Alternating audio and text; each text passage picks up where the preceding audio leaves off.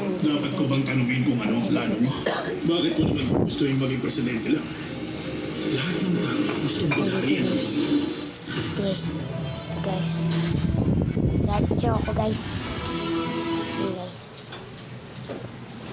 Ngayon naman, nasa pangalawang buhay na sa pagkakatahin sa iyo. Kailangan mo siyang inayos sa iyo ngayon. Cellphone dito guys. Ito na guys yung dadyo. Hindi, Berting. Maayos ka usap ko si Emil.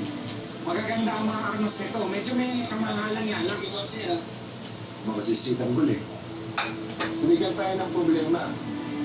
Kung malaking tao, bilang nga. Tumatapos pinag-aaway natin. Ayos na rin yung Berting. Alam mo, kung hindi dahil kay Tanggol, hindi namin nakilala ang totoong pagkatao ni Lucio. Bibirahin pala talaga kami ilalagay eh. Pero yun mo, siya pa mismo ang bumaril kay Supremo. Dahil mukhang marami sila eh. Sa mga hindi basta-basta. Mabigat na grupo ito. Kaya nga Kapag kailangan natin pagandaan, Berting. Bye.